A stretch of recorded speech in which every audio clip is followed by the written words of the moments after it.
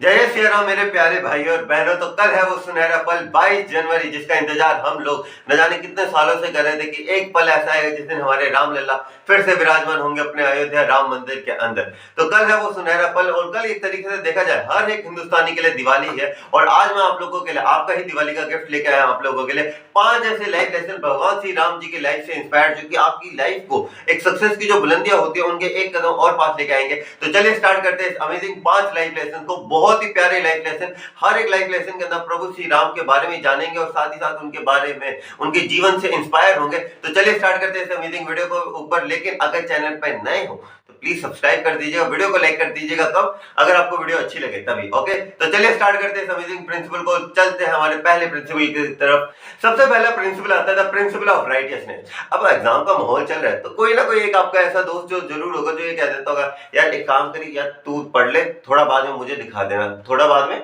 मुझे दिखा देना। और ये जो रास्ता होता है ना, ये आजकल के बच्चों को बहुत ही ज्यादा अट्रैक्टिव लगता है। उस रास्ते को हम कहते हैं चीटिंग का रास्ता। इस रास्ते के ऊपर बच्चे को चल के ऐसा लगता है कि हाँ हम तो जीत ही गए। लेकिन एक्चुअल में देखा जाए ये जो चीटिंग का रास्ता है, आप चीटिंग कब तक कर लोगे? 10वीं तक, 11वीं तक, 12वीं तक, कॉलेज तक। लेकिन उसके बाद देखा जाए उसके बाद चीटिंग लाइफ में काम नहीं आती।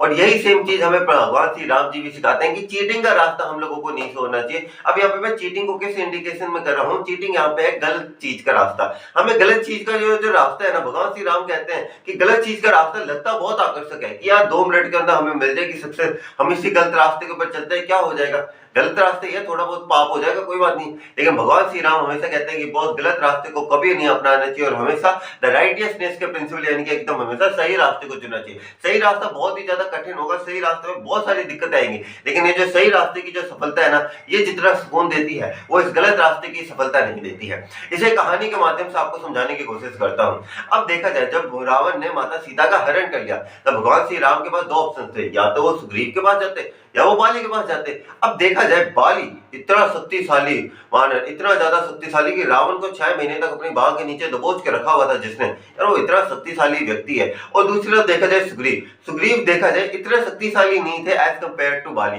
लेकिन भगवान श्री राम ने किसका साथ दिया? सुग्रीव का साथ दिया। क्यों? इसलिए नहीं वो कमजोर थे, इसलिए क्योंकि वो सही थे, वो इन्होंने सत्य का साथ दिया। वहीं बाली जो थे वो करप्ट हो चुके थे, बाली के अंदर शक्ति का अहंकार आ चुका था, इसलिए उन्होंने बाली का साथ नहीं दिया। अब वैसे अगर एक इमेजिनेशन सिनेरियो में देखा जाए, अगर उस दिन भगवान श्री राम इस गलत रास्ते पे जाते, बाली का साथ ले लेते, क्या आज भगवान श्री राम के इतने मंदिर होते? और ऐसा भी हो सकता था कि जहां पे भगवान श्री राम के मंदिर है वहीं पे बाली के मंदिर बन जाते। क्यों? रामायण तो 2 मिनट में खत्म कर देते बाली तो। लेकिन भगवान श्री राम ने इनका साथ नहीं मांगा। क्यों? क्योंकि वो गलत थे। और भगवान श्री राम हम हर स्टूडेंट को भी ये चीज सिखाना चाहते हैं कि बहुत आपकी लाइफ के अंदर बहुत सारी ऐसी सिचुएशन आएंगी जहाँ पे गलत रास्ता बहुत ही ज्यादा अट्रैक्टिव लगता है कि गलत रास्ता ही तो इस पर चल लेते हैं, लेकिन देखा जाए ये जो गलत रास्ता है ये आपको आगे जाके इतना मजबूत नहीं बनाएगा। जो सच्चाई का रास्ता है ना, उसमें अंदर कठिनाइयां बहुत आएगी, लेकिन ये कठिनाइयां आपको जीवन के लिए मजबूत कर देती है, आपको जीवन के लिए एकदम तैयार कर लेती है। क्योंकि बहुत अच्छी बात कही है किसी ने कि चीटिंग का जो है ना, ये स्कूल खत्म हो गया, कॉलेज खत्म हो गया, लेकिन उसके बाद जो रियल लाइफ है ना, वहां पे चीटिंग नहीं चलती। पता है क्यों? क्योंकि वहां पे देखा जाए, वहां पे आपका क्वेश्चन पेपर और आपके दोस्त का क्वेश्चन पेपर सेम नहीं आता। लाइफ सबको अलग अलग क्वेश्चन पेपर देती है और वहां पे भी अगर चीटिंग करने की हैबिट बनी नहीं तो आपका वही होगा जो सबका जो विनाश जो होता है सब लोगों का, वही विनाश आप लोगों का भी होगा। क्यों? क्योंकि सच्चाई का ये जो रास्ता है ना, ये दिखने में बहुत ज्यादा कठिन है, लेकिन ये सच्चाई का रास्ता ही इंसान को सफलता के मार्ग पर तक पहुंचाता है। गलत चीज का ये जो रास्ता है ये लगता बहुत आकर्षक है, लोग चलने भी लग पड़ते हैं, लेकिन एक और चीज है, गलत रास्ते के ऊपर चलते हुए जो व्यक्ति जिस सफलता के रास्ते के ऊपर चलने के लिए मान लो यहाँ से चालू हुआ है, वो कभी यहाँ तक इस सफलता तक पहुंचता नहीं, वो गलत रास्ते के अंदर बीच में ही कहीं फंस जाता है और यहीं पे उसका विनाश हो जाता है। तो आई होप आपको पहला प्रिंसिपल अच्छे से समझ में आ गया होगा। अब चलते हैं हमारे दूसरे प्रिंसिपल की तरफ। प्रिंसिपल जो हम प्रभु श्री राम से सीख सकते हैं वो है सिंप्लिसिटी का।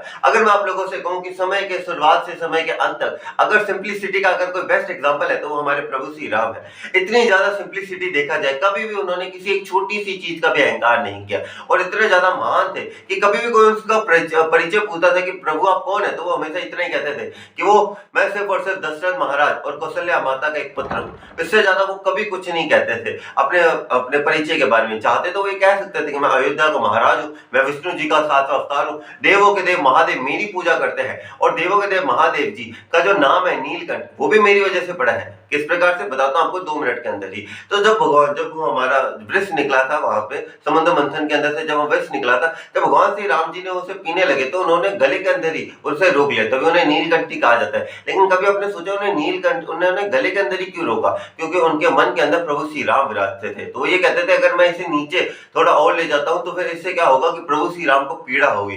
तो देवों के देव महादेव मेरी पूजा करते हैं, तो वो चाहते तो ये सारी चीजें बता सकते थे, लेकिन उन्होंने आज तक कभी ऐसा अपनी शक्तियों का, अपने कोई भी परिचय के अंदर अपने आप का बखान नहीं किया। उन्होंने सिर्फ अपने आप को माता कौशल्या और दशरथ महाराज का एक पुत्र मात्र ही बताया। जब और इसका एक और एग्जाम्पल हम देख सकते हैं, जब सीता स्वयंवर के समय परशुराम जी आए थे, उन्होंने कहा था सिर्फ धनुष किसने तोड़ा?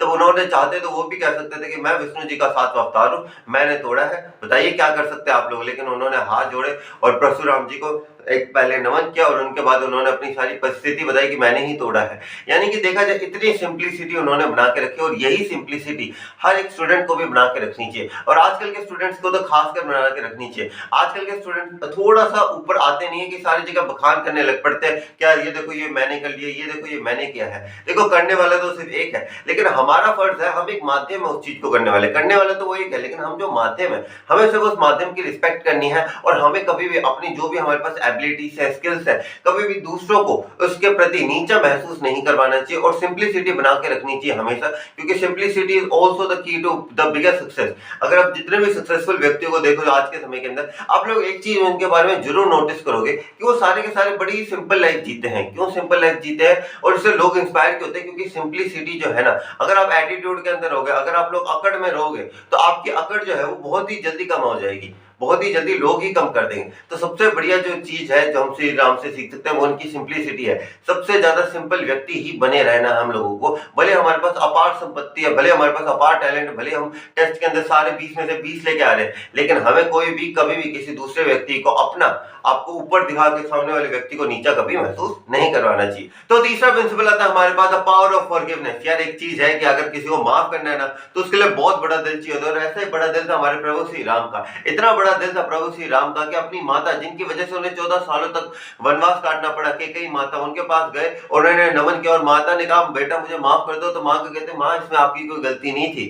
यानी कि इतना बड़ा दिल था, जिस रावण ने माता सीता का हरण कर लिया, उनकी पत्नी का हरण कर लिया, उन्होंने माफी मांगी, माफ कर दिया। इतना बड़ा दिल था हमारे प्रभु श्री राम का। लेकिन देखा जाए आज की पीढ़ी तो इससे कंप्लीटली अपोजिट साइड के अंदर चलती है, जहां एक तरफ प्रभु श्री राम जी माफ करने के अंदर भरोसा रखते थे, क्योंकि उन्हें लगता था कि माफ करने वाला बहुत बड़ा व्यक्ति होता है, क्योंकि माफ करने के लिए बहुत बड़ा दिल चाहिए होता है, हर कोई व्यक्ति माफ नहीं कर सकता। लेकिन यहाँ पे आज की पीढ़ी को देखा जाए तो आज की पीढ़ी माफ करने की बजाय दूसरों से बदला लेने की हीन भावना अपने मन के अंदर ज्यादा रखती है कि यार इस व्यक्ति ने मुझे ऐसा कहा मुझे इससे बदला लेना है, इस व्यक्ति ने मुझे ऐसा कहा मुझे इससे बदला लेना है, और इसी हीन भावना के अंदर वो अपना जीवन इसी प्रकार वेस्ट कर देते हैं। एक और बड़ी अच्छी बात कही थी हमारे सोनू शर्मा सर ने, मैं उनका भी बहुत बड़ा फैन हूं, तो उन्होंने एक चीज बड़ी अच्छी बताई थी एक बारी। कहते कि अगर कभी भी आप बस से ट्रैवल करें और एक्स्ट्रा सामान लेके जाएं, जो एक्स्ट्रा सामान यहाँ पे किस चीज को रेफर कर, आपके ईगो एटीट्यूड का एक्स्ट्रा सामान लेके जाए, आपको कंडक्टर कुछ नहीं कहेगा, रेलवे के अंदर जाइए कुछ नहीं कहेगा। लेकिन अगर आपको एरोप्लेन के अंदर बैठना है तो वहां पे आपको एक्स्ट्रा पैसे, एक्स्ट्रा जो सामान है उसके लिए एक्स्ट्रा पैसे देने पड़ेंगे। क्यों देने पड़ते हैं एक्स्ट्रा पैसे? क्योंकि अगर आपको जमीन पर ही रहना है तो भैया लेके चलो इस एटीट्यूड, ईगो, इस जो दूसरों के प्रति बदले की जो भावना से लेके चलो, जमीन पे ही रहोगे। लेकिन अगर आसमान की बुलंदियों को छूना है तो उसके लिए आपको लोगों को माफ करने की एबिलिटी सीखनी पड़ेगी। लोग इतना बोझ नहीं रखने की इसने मुझे ये कहा था, इसने मुझे ये कहा था, इस बोझ को उतार के अपने जीवन से फेंकना है, और तभी आप इस सफलता की जो बुलंदियां है इसे छू पाओगे। तो हम चलते हैं अपने चौथे प्रिंसिपल की तरफ। आई होप आपको तीसरा प्रिंसिपल से बहुत कुछ सीखने को मिला होगा। चलते हैं हमारे चौथे प्रिंसिपल की तरफ। तो चौथा पॉइंट आता है हमारे पास, द इंपॉर्टेंस ऑफ फैमिली। या जिस व्यक्ति ने अपने पिता के आगे के ऊपर पूरा का पूरा राज सिंहासन छोड़ दिया, उस व्यक्ति से हम कितना कुछ सीख सकते हैं about the importance of family.